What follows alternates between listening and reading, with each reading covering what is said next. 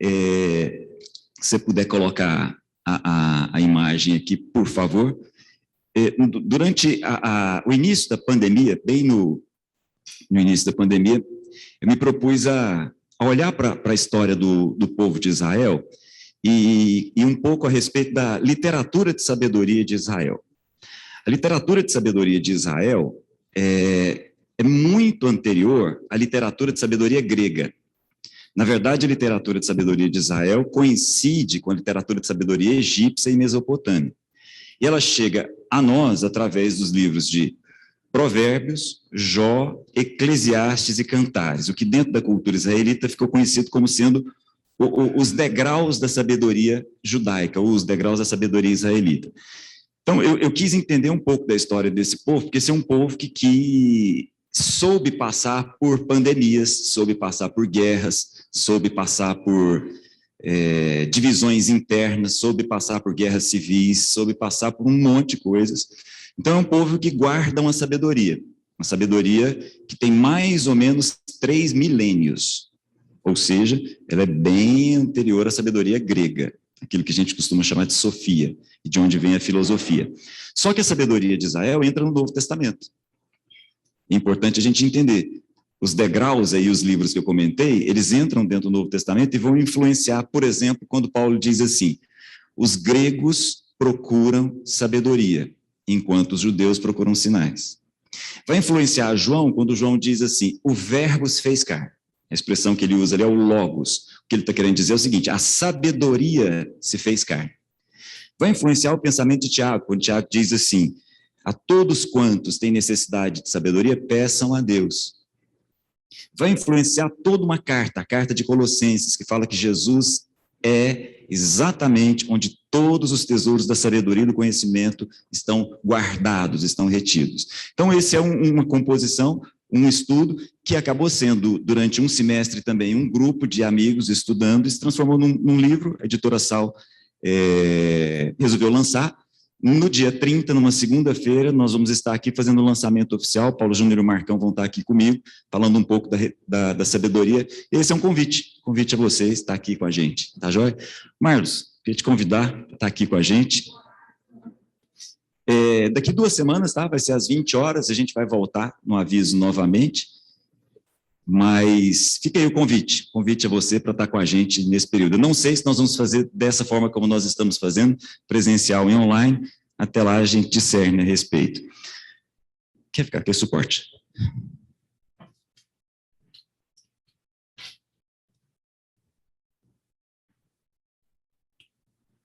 Marlos é um grande amigo, não preciso apresentar, mas faço questão de apresentar. Por quê? Eu vou apresentar uma parte do Marlos que talvez alguém não conheça, que é o coração do Marlos. O Marlos é um amigo que Deus tem nos dado, tem dado para a nossa casa o privilégio de andar junto aí nos últimos 12 anos, mais ou menos, e tem sido, só o seu, né? Tem sido uma bênção compartilhar desse coração, compartilhar do coração da família dele, da Juliana, dos meninos. Tem sido muito bom conhecer tudo aquilo que Deus tem feito através da vida de vocês.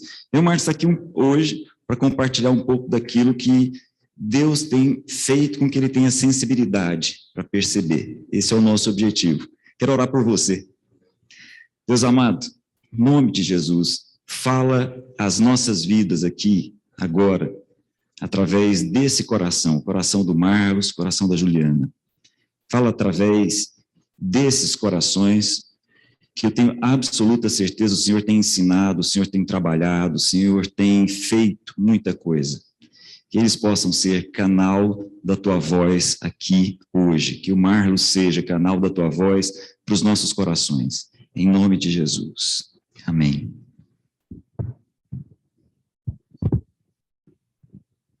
Bom dia com Jesus.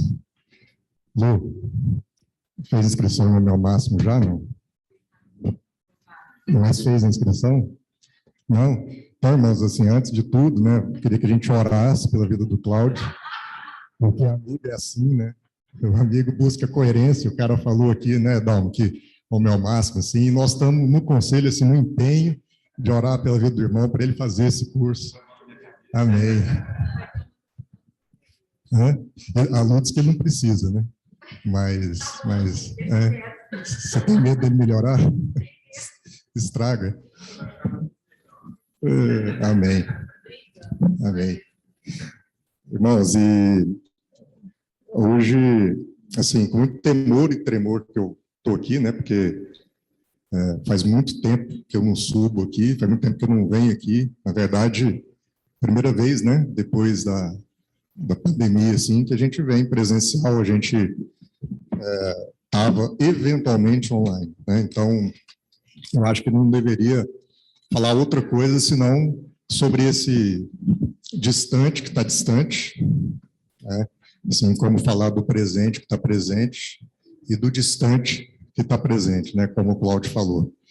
E eu queria, assim, mais do que somente compartilhar, assim, eu queria que fosse um bate-papo mesmo, misturado com testemunho e misturado com uma exortação para todos nós, né? Como família de Deus, como congregação, e quem sabe até uma palavra profética na vida de um ou de outro aí, receber uma meditação a partir da vida de Pedro, né? Porque Pedro é esse estereótipo de muita coisa na vida do cristão, né, Cláudio? Pedro é aquele cara, assim, que um dia estava lá lançando redes para pegar peixe, Jesus propôs outra coisa, então, às vezes a gente é advogado que está lançando alguma coisa para buscar alguma coisa relacionada à advocacia, como é o meu caso, mas a gente é médico que está lançando redes para pegar coisas que não foram propostas por Jesus, a gente é empresário, assim, então Pedro tem essa característica de ser alguém que, de repente, tem uma chave virada na cabeça a partir de uma proposta de Jesus, e ele vem, assim como nós, também um estereótipo, fazendo isso de forma atabalhoada, estabanada, né? Mas muito intensa, muito sincera, de coração. Então, ele é o cara que, às vezes, tende a usar de violência contra aqueles que pensam diferente dele, arranca a espada, quer cortar uma orelha, né? Ele é aquele que pede para Deus mandar um trovão para matar aqueles que também pensam diferente dele, assim como a gente, né? Mas Pedro também é esse homem que experimenta crises de fé. E Pedro continua sendo, então, esse estereótipo do cristão intenso, que é trazido por Deus de uma trajetória de imaturidade para maturidade, e ao mesmo tempo que ele enfrenta essas crises de fé, Deus fala poderosamente através da vida de Pedro em vários momentos. Crise de fé porque ele negou Jesus 3 vezes, mesmo tendo andado com Jesus, tendo recebido ensinamentos diretamente do trono de Deus na boca de Jesus, ele teve a capacidade de negar Jesus, e se ele teve essa capacidade, imagina a gente, imagina nós aqui, quantas vezes a gente não nega Jesus de várias formas, mais do que 3, eu tenho certeza. Mas, ao mesmo tempo, lá em João, no capítulo 21, tem uma passagem que eu queria que a gente meditasse sobre ela, quando Jesus vem para restaurar Pedro. Assim como Pedro sendo esse estereótipo nosso, Jesus vem para restaurar a gente várias vezes. E aqui, lembrando que já tinha havido a negativa de Pedro, e já tinha havido a morte e a ressurreição do Senhor. Então, esse Jesus de João, no capítulo 21, ali pelo verso 15, já é menos a expressão do homem, do carpinteiro, que andou ali pela Palestina, e mais a expressão ressurreta daquele espírito que estava naquele corpo que a gente chamou de Jesus, era o Cristo. É o Cristo ressurreto que vem ter uma conversa com Pedro. E quando ele diz assim, ô Pedro, você me ama? Amo. Então, faz o seguinte, você cuida dos cordeiros, dos meus cordeiros. Tá bom. Aí, tá bom. E aí, então, Jesus pergunta a segunda vez, ô Pedro, mas você me ama? Pô, Jesus, já falei que eu te amo. Beleza, então cuida das minhas ovelhas. Aí, uma terceira vez, Jesus fala, ô Pedro, você me ama? Senhor, pô, já falei, caramba, né? Igual a gente, assim, também, né? Às vezes Deus insistindo com a gente dá uma peitada em Deus. Eu já falei que eu te amo, então pastoreie as minhas ovelhas, né? E aí é interessante porque essas crises de fé, elas sempre começam com compromissos religiosos, né, com nossa entrega a uma religião, a nossa entrada no modo automático a partir de uma relação com o divino, com relação com algo místico, né, com um mito. E aí a gente idolatra essa coisa, e aí a gente tem, então, um compromisso com isso, compromisso religioso, e isso vai sendo parte dessa nossa crise de fé. E aí a gente começa a amar Jesus sem entender o Cristo. A gente ama Jesus, e a gente fala, não, eu te amo, mas a gente não entendeu o Cristo que ele veio comunicar. E aí Jesus busca acordar Pedro desse transe religioso. Então ele pergunta por 3 vezes, pois é, você me ama? Não, eu amo. Pois é, mas você não entendeu o Cristo. Acorda. Você me ama? Amo. Você não entendeu o Cristo. Acorda. Você me ama? Amo. Você não entendeu o Cristo.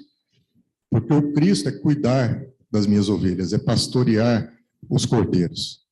O Cristo não é idolatrar o homem Jesus, mas é entender, viver, encarnar o Cristo que ele veio comunicar. Esse transe religioso é a crise de fé, é aquela que muitas vezes a gente mergulha nela. E a gente faz isso até sem perceber. E aí a ordem aí é para que ele então não ame esse Jesus, mas que ele ame o Cristo a partir do amor aos seus irmãos. E aí ele chama a gente a ser atento, sensível, cuidadoso, amoroso. Mais do que confessar com a boca um amor a uma entidade histórica que viveu aqui na Terra, ele chama a gente a revelar toda a mensagem que esse homem trouxe pela sensibilidade para com as pessoas, pelo carinho, pelo cuidado. Porque cuidar, amar, ser sensível às pessoas é que vai fazer com que a gente revele o amor ao Cristo para além do amor em Jesus. E Jesus faz isso para tirar Pedro do piloto automático, né, que muitas vezes a gente se encontra. Esse modo automático de viver. Esse modo automático faz com que a gente fique confessando com a nossa boca, mostrando a nossa carteirinha de cristão, dizendo que a gente é membro do Sal da Terra, Alfa, dizendo que a gente participa aqui do culto virtualmente, mas mesmo distante estamos presentes, mesmo vindo aqui estamos presentes e presentes, mas muita gente vem presente e fica com o coração ausente. A gente vai entrando nesse automático, porque para nós basta dizer que somos cristãos, mas sem entender de fato o que é o Cristo. E esse piloto automático é exatamente o que Jesus vem despertar. Porque nesse piloto automático a gente fere as pessoas, nesse piloto automático a gente exclui as pessoas, nesse piloto automático a gente fala coisas que não deveria, a gente age como não deveria. Então, a gente se diz líder, a gente se diz pastor, e a gente vai numa rede social falar dos nossos irmãos, falar das dificuldades dos nossos irmãos, sermos insensíveis, fazermos piadas com os nossos irmãos. Mas a gente diz que ama Jesus. A gente diz que é cristão. Só que a gente não entendeu, a gente não está atento ao que ser cristão significa. A gente está nesse piloto automático. E aí, a dor do outro é linda, enquanto é no outro, enquanto não é em nós. A dor do outro nos emociona, enquanto é no outro, enquanto não passa pela nossa vida. E esses olhos sem lágrimas fazem com que a alma não seja colorida. Ao mesmo tempo que a dor é algo presente na humanidade, e ao mesmo tempo que a gente se torna insensível à dor, a dor é exatamente aquilo que nos edifica, porque sem lágrimas nos olhos as nossas almas não têm cor. A gente não cresce. A gente não é trabalhado por Deus, a gente não passa por esse processo de edificação. Então, é preciso que a gente desperte desse modo automático de evangelho, de fé, e passe para um modo manual, sabe? Assim, modo consciente. Aquele modo em que a gente diz para Jesus que a gente ama Jesus porque a gente entendeu dele a mensagem do Cristo. a gente entendeu dele que a mensagem do Cristo é para que eu olhe para a relação. E aí a gente entende uma coisa que é fantástica na fala de Paulo e que a gente tem dificuldade de perceber. Paulo, nas cartas dele, né, Cláudio, ele usa por várias vezes a expressão em Cristo. Nós estamos em Cristo. Cristo é tudo em todos. Nele nós vivemos, nos movemos e existimos. Para ele, todas as coisas se convergem. Por ele e para ele, todo o universo foi criado. A nossa vida está contida em Cristo. Essa percepção de viver em Cristo muda tudo. Tira a gente desse modo automático, ou pelo menos deveria tirar. E eu acho que é o que Jesus está fazendo aqui com Pedro. Dizendo o seguinte, falei, olha, você está dizendo que mesmo, presta atenção, você está vivendo a minha vida? Você está vivendo em mim? Você percebe que você está inserido em mim? Você percebe que Deus amou tanto o mundo que se fez o mundo? Deus amou tanto o homem que se fez homem, repartiu a vida a partir de existir como vida criada. Você consegue perceber essa dimensão do amor de Deus? A gente consegue perceber que ele é o alfa e o ômega. Então, essa vida em Cristo, o perceber, o compreender essa vida em Cristo muda tudo, o que quer que isso signifique. Porque perceba que a gente fala, mas a gente também não entende o que significa isso. A gente não consegue entender, mas é por causa do que sei que eu confio nele, naquilo que eu não sei. O homem precisa perceber a sua compreensão limitada de todas as coisas, porque hoje conhecemos em parte, mas depois conheceremos plenamente quando tudo for revelado. Mas a gente precisa se entregar a esse conhecimento, que por enquanto é parcial, mas para mim deve ser suficiente. Porque senão a gente continuará falando no modo automático que a gente ama o divino. E o que Jesus está falando, você espere um pouquinho. Eu quero te mostrar que você não deve amar a figura histórica do mestre. A figura histórica do mestre passa. A figura histórica do Paulo Júnior passa. A figura histórica do Cláudio passa. A figura histórica do Papa passa. Não é isso. O que a gente precisa amar é a cultura que essa figura histórica, que foi Jesus encarnado, estabeleceu em nós. É o espírito que ele derramou por toda a carne e que faz com que nas pessoas hoje a gente veja Cristo. Assim como as pessoas deveriam em nós ver Cristo. Ou seja, é o viver em Cristo, é viver nas relações, viver os relacionamentos. E aí, quando a gente pensa no que a gente pensa assim, no que a gente está vivendo, né, essa pandemia, dado que a gente vive em Cristo e que Cristo é vida e a vida é fluxo, a vida é movimento, a gente vê muitas vezes essa questão do distante, né? O distante, que é o homem na sua natureza mais básica. O homem na queda, ele tem uma tendência à solidão, uma tendência ao isolamento. E aí o que acontece é que a pandemia potencializou isso, porque agora ela vira uma desculpa para que a gente possa viver as nossas individualidades. É uma desculpa para que a gente possa se isolar com o discurso de isolamento de um vírus, quando no fundo, a gente está alimentando aquilo que mais nos destrói, que é a nossa solidão. E eu não estou dizendo que a gente não deva ter todos os cuidados, a gente deve, inclusive, isso é responsabilidade, mas o que acontece é que quanto mais o tempo vai passando, mais essa nossa imersão nesse nosso anteparo para o nosso comportamento de solidão, mais a gente vai adoecendo. E esse é o perigo. Esse é o perigo, porque enquanto alguns usam a questão da pandemia para se esconder das relações, outros estão usando a pandemia para repensar e para reconstruir o como cuidar de ovelhas, o como cuidar de pessoas, o como pastorear pessoas. Então, aqui na frente, vocês estão vendo os dois lados dessa moeda. Talvez eu tenha sido uma pessoa que, através da pandemia, eu me escondi de mim mesmo e me escondi dos meus irmãos. Já o Cláudio está aqui desde o primeiro dia, né, Cláudio? Investindo em tudo isso. Então, eu acho que é isso, é a gente, sabe, ser despertos, sair desse transe religioso que a gente vive, de achar que é suficiente conhecer o Jesus sem revelar o Cristo, sem entender o Cristo, sem viver em Cristo.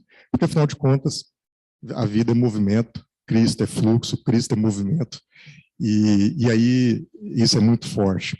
Mas por que eu estou falando isso? Porque se é tudo isso, né, se a vida é esse fluxo, esse movimento, a gente também percebe uma outra característica, é que na medida em que a gente vai envelhecendo, e aí o envelhecer aqui pode ser na idade, né, a gente estava brincando aqui que quando a gente começou a andar junto aqui, os nossos cabelos eram pretos. Aliás, Rafa, você tinha mais cabelo e seus cabelos também eram pretos, né? E você vê como já tem tempo, né? No dia que vai passando o tempo, a gente vai envelhecendo, a gente vai cristalizando. E esse é um processo humano também. E aí não é bem, como eu disse, envelhecer somente no tempo, mas envelhecer na fé. E Apocalipse fala bem isso, né? Quer dizer, a gente vai perdendo o primeiro amor, as nossas obras passam a ser bastante vistas, mas a nossa fé está morta. Aquela exortação que João faz às igrejas, que Jesus faz através de João às igrejas, é bem a nossa trajetória. O tempo passa, seja esse o tempo cronológico ou o tempo da nossa fé, do novo nascimento, e a gente vai cristalizando essa nossa fé. De novo, voltando àquele modo automático que um dia foi desperto lá na beira do lago, em que a gente estava jogando as redes, e Jesus, opa, vamos jogar rede, pescar uma outra coisa, e a gente falou sim para esse chamado, mas na medida em que o tempo passa, nosso entendimento vai sendo cristalizado. E aí, cristalizado, a gente tende a olhar sempre para trás, a gente tende a sempre remoer o passado, a gente tende a se fechar para o novo, para as novas experiências, para as novas realidades, a gente tende a viver mesmo na zona de conforto, porque a gente cristaliza e a gente paralisa. E aí, eu estou dizendo isso porque nesse texto, lá no verso 18, parece que não tem nada a ver, mas Jesus faz um alerta, talvez trazendo o que seria uma cura para esse processo de cristalização da nossa caminhada, de religiosidade cada vez mais crescente naquela espiritualidade original, naquele primeiro amor que um dia a gente experimentou, que é a gente permitir, se a vida é fluxo, se Cristo é a vida, e se nós estamos em Cristo, que a gente se permita que haja uma oxigenação no processo, uma troca, um fluxo, através das gerações.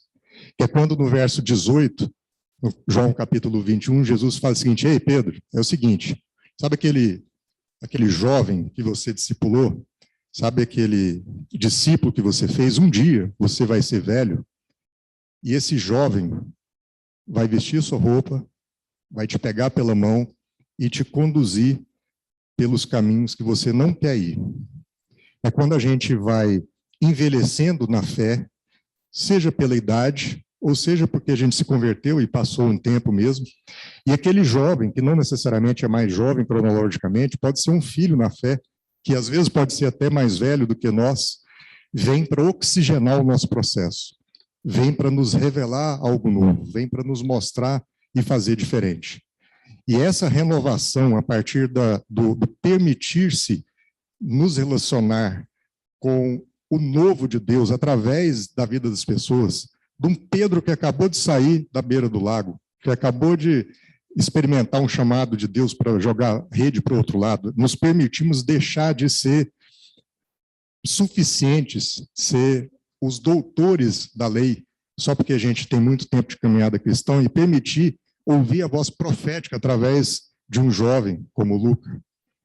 Quando a gente faz isso, ouvir a voz profética através de um jovem como Rafa, quando a gente faz isso, a gente está sendo esse Pedro paradigmático que Jesus nos apresenta aqui, esse Pedro que é curado. Pedro não é curado quando Jesus pergunta se ele ama, Pedro é curado quando Jesus mostra para ele que um dia um jovem vai pegar pela mão dele e vai levar ele adiante. E fala: Pedro, abra seu coração para isso. para essa oxigenação do processo. E eu estou dizendo isso, não sei se o Biel está aí na sala, mas é porque esses dias nós tivemos uma experiência forte lá em casa, né, amor? Porque a gente levou os nossos filhos, olha lá ele lá, né, Biel? A gente levou os nossos filhos para um acampamento, e eles não tinham tido essa experiência ainda, um acampamento de jovens, né? E aí foi muito engraçado, porque a gente cristalizado e tudo, e aí a gente começou aquilo a ser organizado, era lá em Caldas Novas, né? Aí montaram um grupo, e aí começaram a dizer, ó, seguinte, no acampamento não tem energia elétrica. Aí já começou um monte de pais preocupado com aquilo, mas como assim, não vai ter energia elétrica e tal? Aí só vai, fulano saiu do grupo, fulano, quer dizer, alguns que tinham feito inscrição nessa área de dirigir, né? Aí beleza, aí começou, porque Aí o acampamento era na semana daquela frente fria, sabe? Lembra? Aquela frente fria que derrubou a temperatura o fim... Não, calma, eu vou falar do frio primeiro. Então, tudo freio, inscrição pronta, previsão meteorológica, ó, vai nevar no Caldas Novas, e pronto. Aí fulano saiu do grupo, já começou. Aí depois os caras soltam lá no grupo, e outra coisa, aqui não tem banheiro. Cicrano saiu do grupo. E depois disseram, e não tem banheiro, e os banhos vão ser na represa, no lago. E vai dormir em barraca, e é no meio do mato. Então, como vai estar frio, barraca no meio do mato, não tem energia elétrica, esqueçam que eles não vão te ligar, provavelmente, porque vai acabar a bateria do celular, mas tragam roupa de cama, né, o saco de dormir, preocupem-se com o frio e tal, o resto aqui Deus cuida, e pronto. Rapaz, e nós fomos com o coração apertado para esse negócio. Aí foi o Gabriel e a Laura, porque não pegava a idade do Fernando, o Fernando e a Juliana fomos para o Rio Quente, ficamos lá na pousada esperando aquilo acontecer. Mas quando nós fomos deixar os meninos lá no acampamento, aí a gente queria ajudar a armar a barraca. Aí os tios, não, pais não armam a barraca aqui não, eles é que vão armar. E meus meninos, assim, eu fui criado no meio do mato e tal, mas meus meninos são Nutella. E aí a gente já começou, cara, como é que vai ser esse negócio de armar a barraca e dormir no frio e ter que tomar banho na represa? Mas amém, né? E aí foi. Na primeira noite, a Laura ligou, chorando, que ainda tinha bateria no celular, ligou chorando para dizer o seguinte: mamãe, eu quero viver isso aqui. Eu quero experimentar isso aqui. Eu quero conhecer o que essas pessoas conhecem. Eu quero falar de Jesus como eles falam. Eu quero viver isso aqui. Eu sinto que eu não estou vivendo, eu sinto que eu não estou pronta. E a gente tinha vontade de ir lá e pegar para trás, né? Mas a gente deixou. Um frio. Aí, no outro dia, a gente só começou a ver nos stories lá do acampamento. Os meninos entrando no córrego que tinha lá, e andando no meio do córrego, água aqui no pescoço, e aquela aventura, aquela trilha, e aquele frio, e a gente pensando, o que está acontecendo? E à noite, eles tomando banho na represa, a gente acompanhando isso pelos stories, mas estava lá. Quando a gente foi buscar os meninos, aí eles vieram testemunhar do que eles tinham vivido. Eles estavam felizes, eles estavam alegres. Na primeira noite eles tiveram que fazer a própria comida, comer aquela gororoba, eles é que tiveram que fazer. Eles sim tiveram que tomar banho no lago gelado, tiveram que armar suas próprias barracas, tiveram que participar das brincadeiras, andar no meio do lago, tudo cortado, tudo esfolado, mas como diz minha mãe, criança suja é criança feliz, né?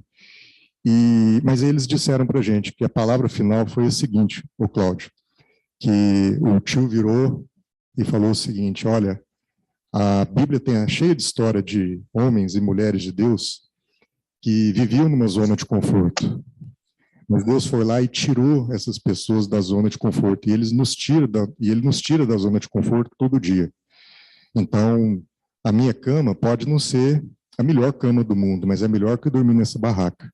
Ela pode não ser a casa mais quentinha do mundo, mas é melhor do que dormir no tempo, no frio desse. Meu chuveiro, minha ducha, pode não ser a ducha dos sonhos, mas é melhor que tomar banho no lago. A comida que tem lá em casa pode não ser caviar, pode não ser algo muito sofisticado, mas é melhor do que a gororoba que a gente mesmo cozinhou, até porque lá em casa a gente tem alguém que cozinha por nós. E esses ensinamentos crus e duros dados num acampamento, oxigenou o nosso processo, porque a gente percebeu que os filhos são filhos de um pai muito maior do que a gente, e cabia a gente simplesmente soltar e deixar que irmãos, revelando Cristo, que amavam Jesus, sim, mas que amavam a Cristo e cuidavam e pastoreavam os seus irmãos, as suas ovelhas, nós entregamos e a gente recebeu o cuidado através da vida desses irmãos e fomos ensinados. Então, assim, o que eu queria compartilhar com vocês é porque é confortável para velho andar com velho. É confortável para velho ensinar para velho, aprender com velho, né? É confortável para a gente aqui separar as crianças para um canto, os jovens para o outro, e a gente ficar só aqui na nossa panelinha aqui aprendendo. É confortável para a gente, assim como é confortável para eles se reunirem somente os jovens, se reunirem somente as crianças. O cuidado que a gente tem que ter, porque a gente pode interromper os fluxos. Os fluxos podem não acontecer. E aí a gente tem essa tendência, né, de terceirizar as nossas crianças, os nossos jovens, porque a gente não quer assumir a responsabilidade pelos processos. A gente quer pagar para que seja feito algo que Jesus fala, oh, você já falou que me ama, mas você entendeu o que é o Cristo?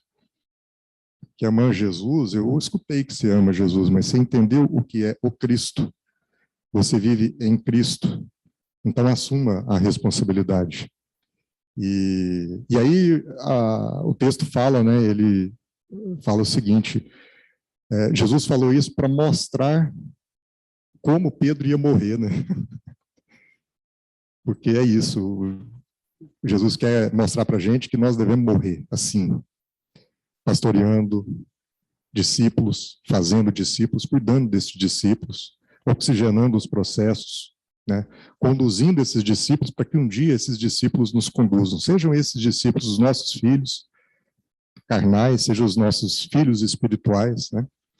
E é esse despertar, sabe, desse piloto automático da religiosidade para esse modo manual de consciência, em que a gente entende o evangelho que a gente prega.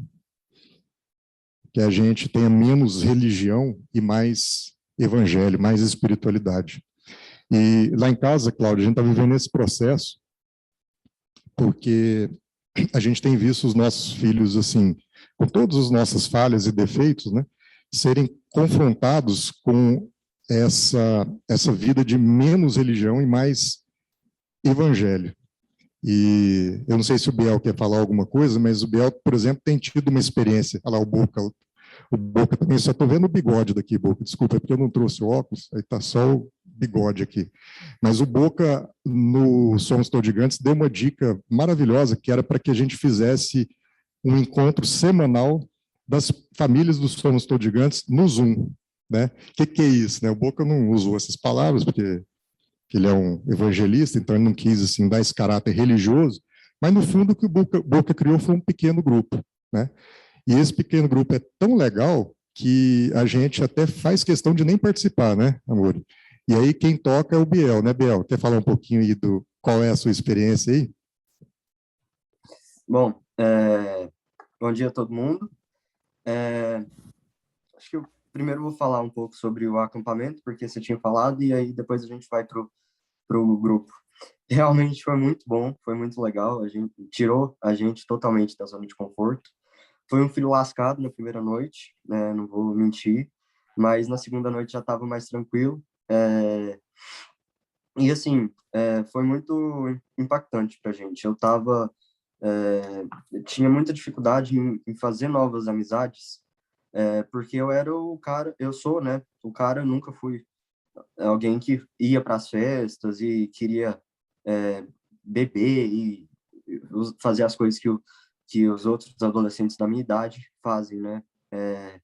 Então, eu sempre fui mais reservado. E por isso eu era muito criticado, né, pelas outras pessoas, né? Parece que hoje ser alguém que faz as coisas, que segue as regras, né, que está fazendo as coisas certas, parece que isso é ruim para a geração, né, atual. Então, eu tinha muito medo. E no acampamento eu me soltei, né? Eu encontrei outras pessoas como eu, né? Que né, estão seguindo o mesmo caminho que eu. Então foi muito bacana. Sobre o grupo, né? Como meu pai falou, foi ideia do Bocão, né? Esse cara maravilhoso. E assim, meus pais não participam muito do grupo porque eles deixam eu conduzir lá e sempre é um momento muito legal. Tem gente que espera a semana inteira por esse momento, né? É uma vez por semana, nosso momento né? Momento INN, que é o Instituto Nacional de Neonismo. E é muito bacana, mesmo quando a gente sempre tenta trazer algum tema específico para conversar, a gente sempre tenta trazer um médico, um especialista para bater papo com a gente, para tirar dúvidas, mas quando não tem também, eu acho que é melhor ainda, porque a conversa flui, a gente consegue bater papo sobre a vida, sobre as questões, sobre qualquer questão, qualquer problema, qualquer dúvida, qualquer incerteza, então é muito legal. A gente criou mesmo uma família dentro do Instituto, pessoas que a gente sabe que a gente vê, né, nas pessoas o fruto do nosso trabalho, né, de quase 6 anos. A gente vê que são pessoas que agora elas veem, né, mesmo, elas se sentem acolhidas pelo movimento, que eu acho que é o mais importante dentro de todo o nosso trabalho. Então, é super bacana. Toda quarta-feira a gente abre lá o link do Zoom e bate papo, né, tem perguntas sempre, tem uma das filhas do Nelson Ned sempre participa com a gente, e a outra de vez em quando participa, outras vezes ela tem alguns compromissos, e quando ela participa, ela sempre quer saber da minha vida. Então é super bacana. Eu me sinto seguro, né, de conversar, porque são pessoas que eu já conheço, mesmo não conhecendo algumas pessoalmente, são pessoas que toda semana eu tô vendo, mesmo que online. Então eu sinto que aquilo é um ambiente seguro. E só para, acho que, fechar aqui, não sei se vocês viram, né, ficaram sabendo, de um caso que teve na semana passada, né, de um pastor que fez um comentário preconceituoso contra as pessoas com nanismo, respondeu, na verdade, uma pergunta preconceituosa e respondeu em tom de humor, né, que eu acho que isso foi mais impactante, além do fato de ele ser pastor e ter mais de 4 milhões de seguidores nas redes sociais. E na hora, claro, eu me senti me senti triste, né? Muito triste e muito decepcionado, porque ele é pastor, né? Então, tipo, eu nunca imaginava que ele seria capaz disso, porque ele é um grande influenciador. Então, eu via nos comentários as outras pessoas indo na onda dele, e porque sempre que tem um comentário assim com uma pessoa, né, que é muito importante dentro das redes sociais, um grande influenciador, eu sinto como se a gente estivesse voltando à estaca zero, né? Como se a gente, poxa, são quase 6 anos de Somos Todos Gigantes, e até hoje as pessoas não entenderam que a pessoa com nanismo não é o anão, não é a piada, né? A pessoa com nanismo é uma pessoa. E eu acho que ainda é muito difícil das pessoas entenderem isso, mas isso só mostra o tanto de trabalho que a gente ainda tem que fazer. E, bom, na hora eu senti triste, mas depois, quando eu fui vendo a repercussão disso, eu fui ficando menos triste. De um dia para o outro, eu ganhei 300 seguidores, que é muito para mim, porque eu tinha antes 600, então, penso, eu ganhei 50% de seguidores, né, mais ou menos. E um vídeo meu, que foi uma palestra que eu dei, que tinha quase 2.000 visualizações, hoje tem mais de 30 mil, né? Do tanto de compartilhamentos que teve esse vídeo. E eu sempre gosto de usar isso como forma de medida, mas 30 mil pessoas é um Serra Dourada lotado, né? Então, pensa, você lotar o Serra e perguntar quantos aqui... Flamengo, Hã? que camiseta é essa aí que você está usando? Só para Do ver. Goiás, né? Vice-líder da Série B.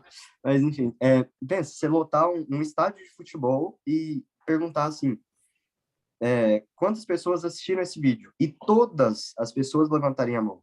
Isso é muita coisa, né? Então, eu acho que essa não foi a última vez, não foi nem a primeira, nem vai ser a última vez que a gente vai ter que lidar com essa situação, mas foi a partir disso que a gente entendeu que, ainda tem muito trabalho a ser feito, que a gente não pode acomodar, a gente não pode entrar numa zona de conforto, pensar que, a gente já está...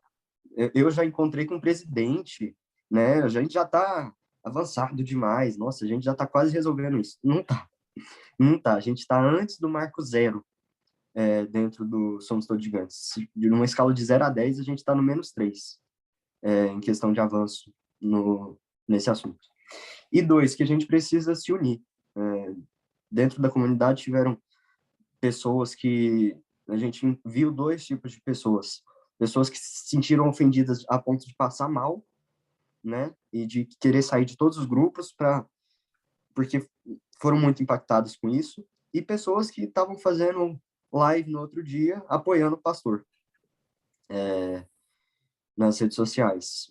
Então, mas eu acho que a partir do momento que isso fere uma pessoa, já está errado. A gente não pode fazer nada que fira alguém, né? A gente não pode causar dor em ninguém. E a gente precisa se unir, estar junto, não só dentro da comunidade do nanismo, mas como dentro da sociedade, de modo geral, né? Acho que tem que abrir os olhos e ver que a gente está aqui também. E eu acho que é isso.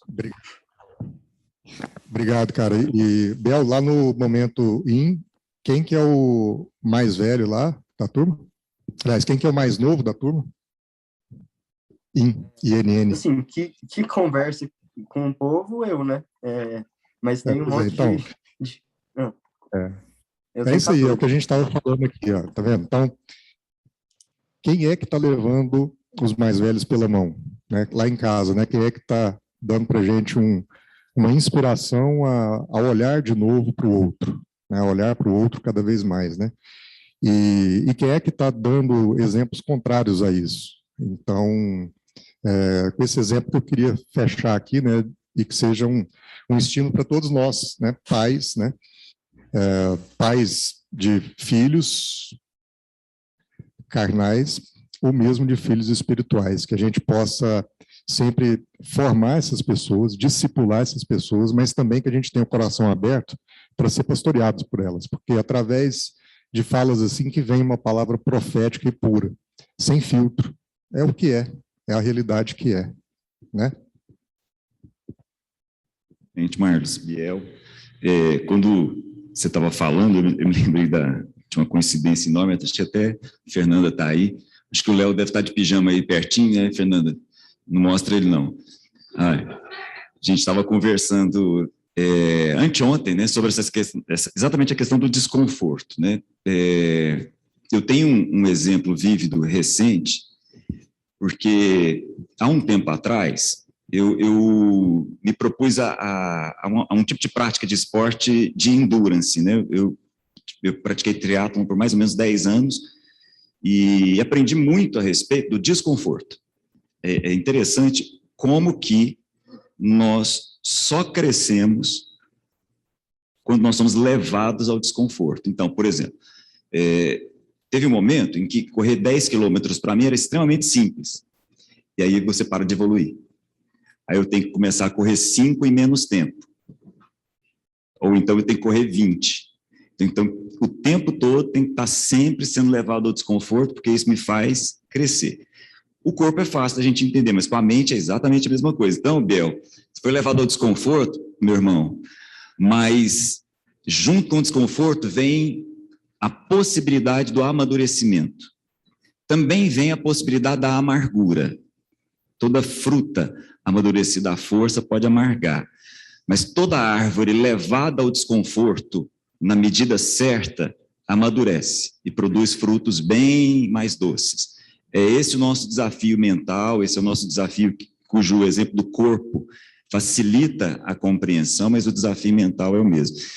Marcos, assim, é interessante, você trouxe uma coisa que eu pensei agora pela manhã e até queria fazer um link com a sua fala. Você comentou a respeito das 3 vezes em que Jesus pergunta para Pedro, né? E a questão das 3 vezes, coincidentemente, estava pensando sobre isso agora no período da manhã, e eu queria fazer esse exercício com vocês aqui, exatamente esse exercício. Queria aproveitar aí o que o Marlos começou e queria continuar esse processo. Eu vou trazer aqui com vocês uma imagem que eu tenho absoluta certeza, aos que estão em casa, aos que estão aqui, que é uma imagem muito conhecida. A imagem da parábola de Jesus e o semeador. Tenho certeza que todos vocês conhecem essa parábola. Por acaso, eu estava me lembrando hoje de manhã, estava tomando banho, vindo para cá e lembrando que a primeira vez que eu ouvi a respeito dessa parábola foi quando eu tinha 10 anos de idade. Uma professora trouxe essa parábola junto de um texto de português.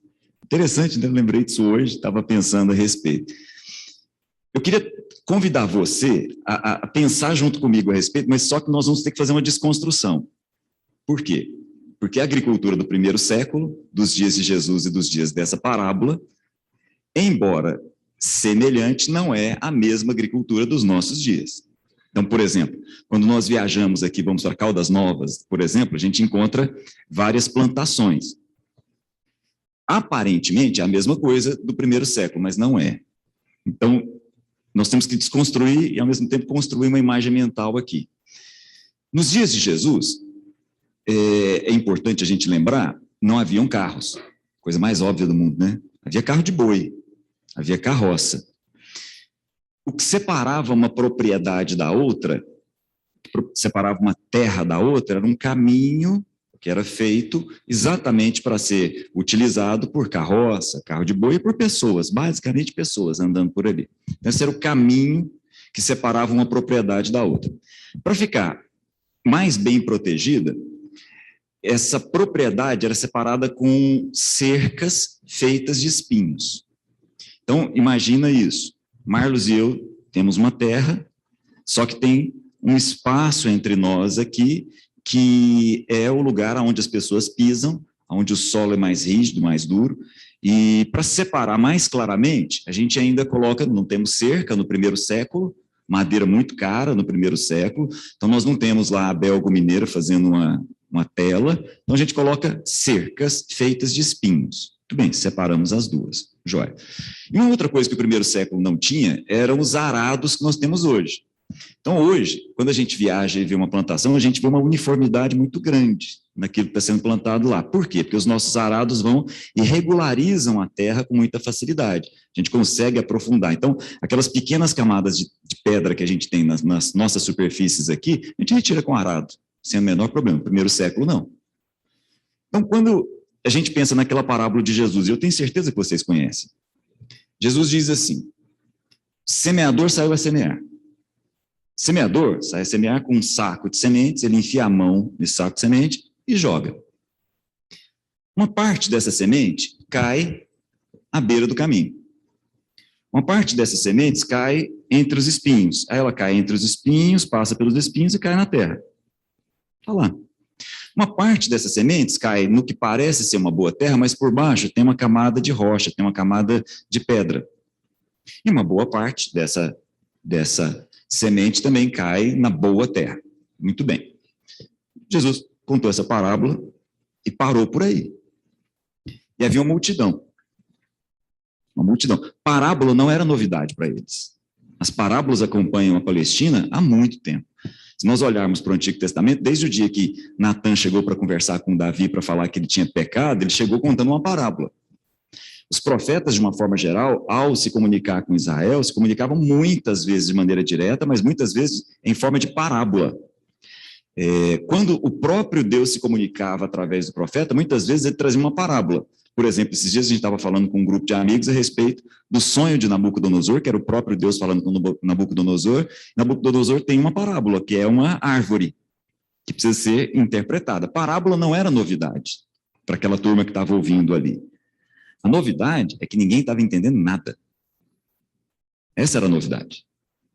O semeador saiu a semear, uma parte caiu à beira do caminho, uma parte caiu entre os espinhos, daí caiu na terra, uma parte caiu sobre uma terra que era rasa e tinha pedra por baixo, e uma outra parte caiu na boa terra. E Jesus emendou outra parábola, e outra parábola, e outra parábola, e ninguém está entendendo nada. Os discípulos chegaram para Jesus e perguntaram, por que o Senhor fala através de parábola? Depois, quem quiser, dado o tempo, eu não vou pegar o texto aqui necessariamente, mas dá uma olhada depois com calma. Está lá em Mateus capítulo 13. Os discípulos chegam para Jesus, falam assim, por que o Senhor está fazendo isso? E Jesus é claro e diz assim, para ver se eu mexo com esse povo, para ver se eu tiro esse povo desse lugar que você comentou aí, dessa cristalização, para ver se eu mexo, para que eu faça com que os que estão ouvindo, ouçam, os que estão vendo, vejam, para que haja sensibilidade, para que haja percepção, para que o coração dessas pessoas sejam alcançados. Esse é o grande detalhe. Então, por isso, eu estou falando através de parábolas. E aí eu vou dizer para vocês, Jesus falando, essas parábolas falam de mistérios. Olha que coisa interessante. Jesus está dizendo, essa parábola fala de um mistério, e eu vou revelar esse mistério para vocês aqui agora. O mistério é o seguinte, a semente é a palavra. Essa parábola, quando cai à beira do caminho, ela é levada por pássaros. Elas estão ali, vão ficar ali paradas, não vão conseguir entrar naquele lugar, vão ser levadas por pássaros. Muito bem. Segundo Jesus, há um mistério aí. E é importante a gente prestar atenção nesse mistério. O mistério é o seguinte, Jesus é quem diz, essa semente que cai à beira do caminho é aquela pessoa que ouve a mensagem, mas não entende. É Jesus que está dizendo.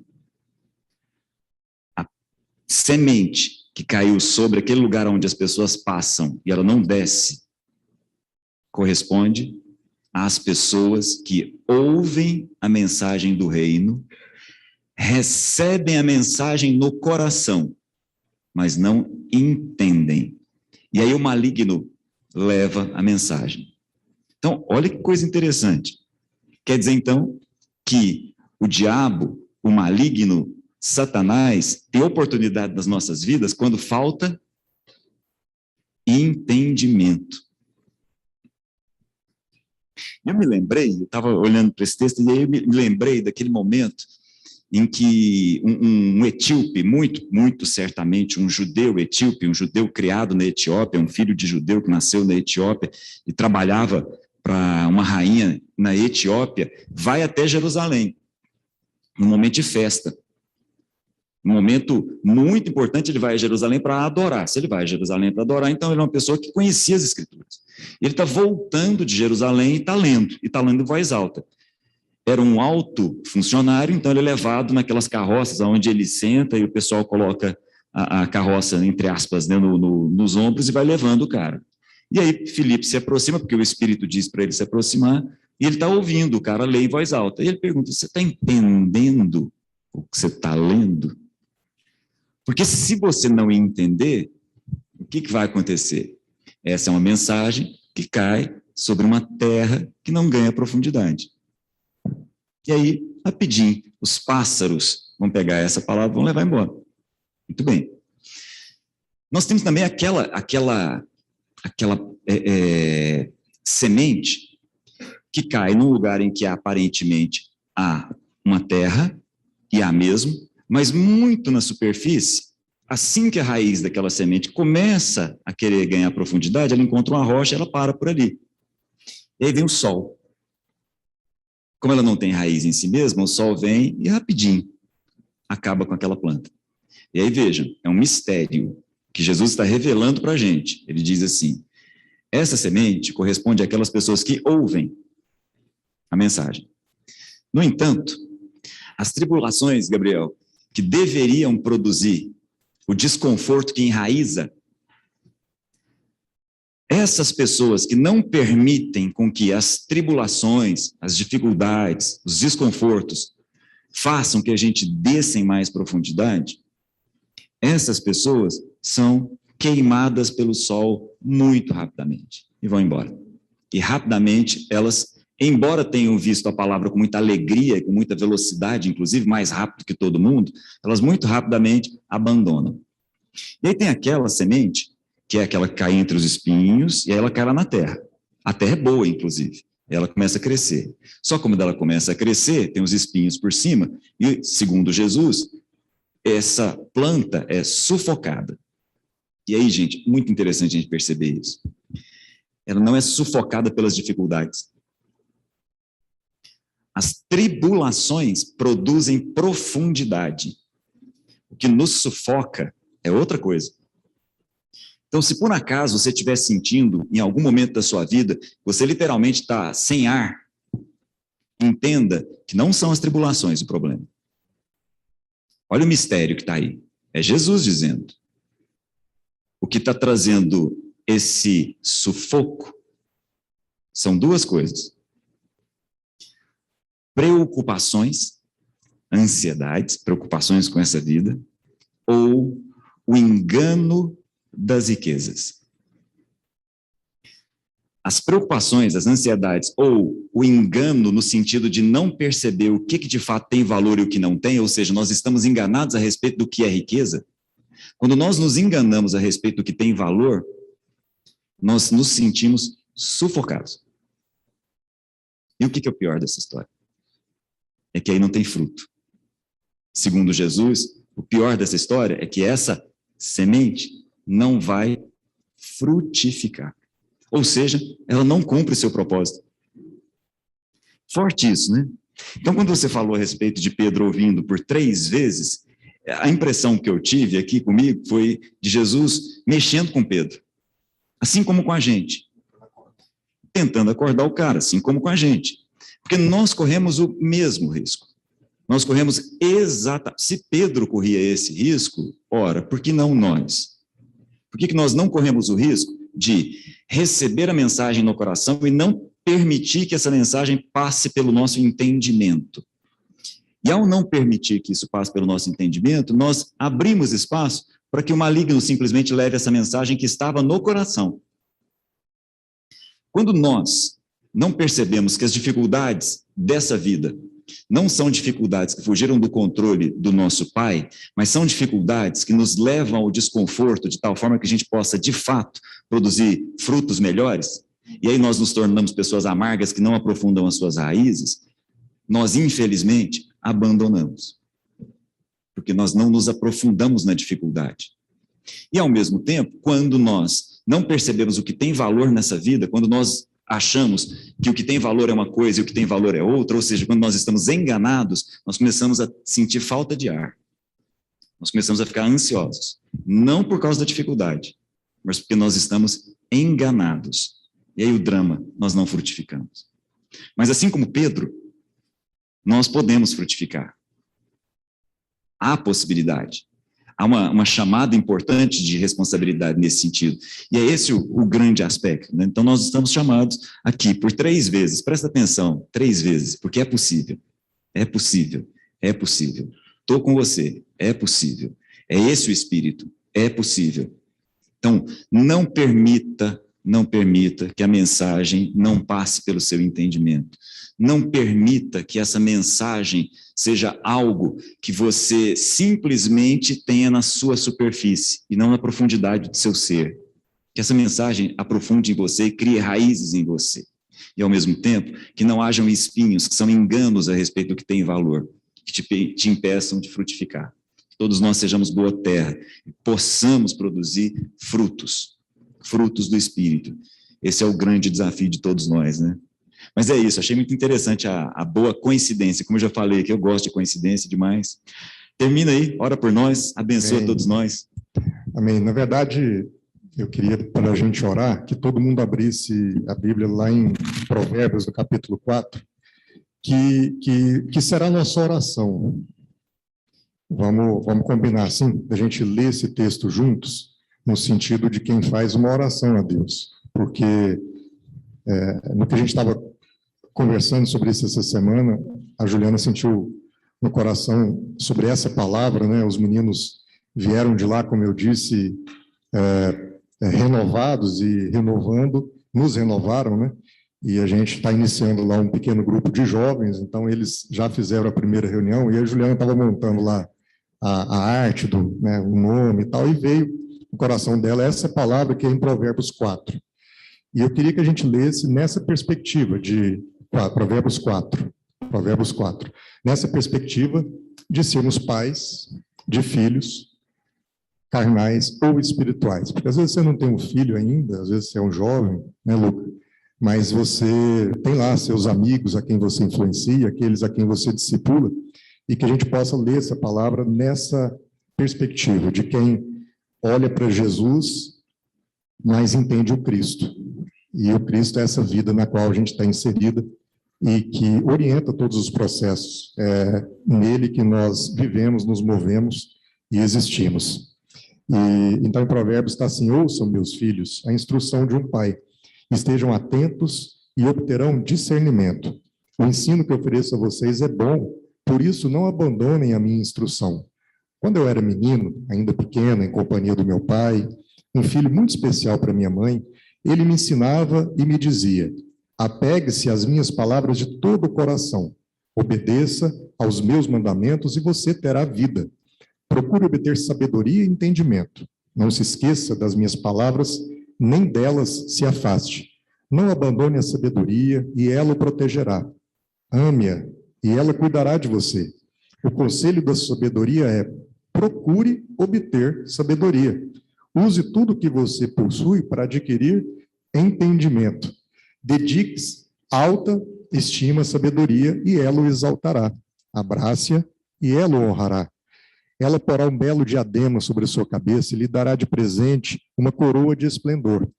Ouça, meu filho, e aceite o que eu digo, e você terá vida longa. Eu o conduzi pelo caminho da sabedoria e o encaminharei por veredas retas. Assim, quando você por elas seguir, não encontrará obstáculos. Quando correr, não tropeçará. Apegue-se à instrução, não a abandone, guarde-a bem, pois dela depende a sua vida. Não siga pela vereda dos ímpios, nem ande no caminho dos maus. Evite-o, não passe por ele, afaste-se e não se detenha. Porque eles não conseguem dormir enquanto não fazem o mal, perdem o sono se não causarem a ruína de alguém, pois eles se alimentam de maldade e se embriagam de violência. A vereda do justo é como a luz da alvorada, que brilha cada vez mais até a plena claridade do dia. Mas o caminho dos ímpios é como densas trevas, nem sequer sabem em que tropeçam.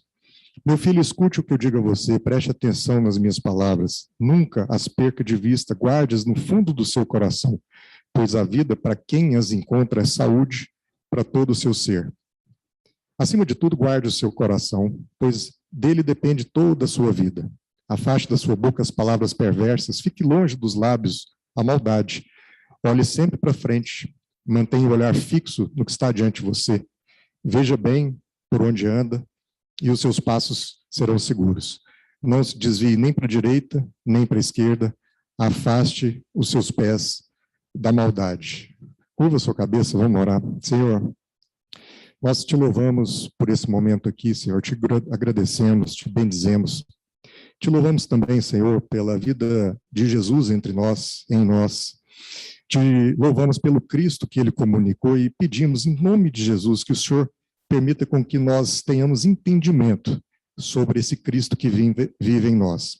É um mistério para a nossa mente, é um mistério perceber tudo isso, mas compreender a plenitude do que significa estarmos inseridos em Cristo transforma toda a nossa existência.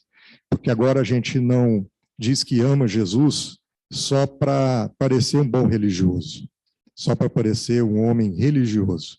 A gente diz que ama a Cristo por perceber que ele habita em nós e, habitando em nós, ele exterioriza suas características nas relações, nos relacionamentos. E é por isso que, ao dizer que amamos a Cristo, o nosso papel, o nosso chamado é cuidar das pessoas, é pastorear as ovelhas, é cuidar dos cordeiros, porque para o Senhor é isso que importa, que haja esse corpo interconectado, no qual uns percebamos nos outros o próprio Cristo, a própria vida, que flui num fluxo de intenso movimento, em que uns vão ensinando os outros e depois ensinados passam a conduzir os seus mestres adiante, os seus professores adiante. Então, que haja mesmo esse fluxo geracional em que, exatamente porque Cristo é fluxo e movimento, a gente também, nas nossas relações, nunca estejamos cristalizados, que a gente sempre tenha a humildade de reconhecer que a palavra profética do Senhor pode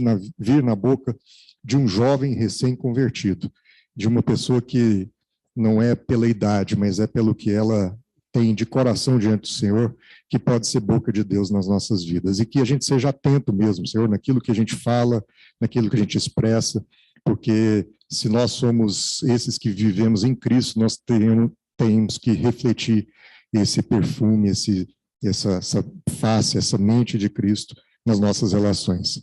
Ser conosco nessa semana, Senhor, no restante desse dia, que nós tenhamos mesmo entendimento acerca do que foi compartilhado e que essa semente frutifique nos nossos corações como terra boa e que a gente possa produzir fruto cada vez mais. Em nome de Jesus, Pai. Amém. Glória a Deus. Boa semana a todos. Obrigado, para você também.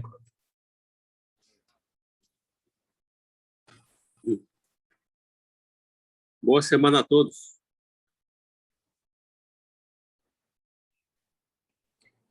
Boa semana a todos.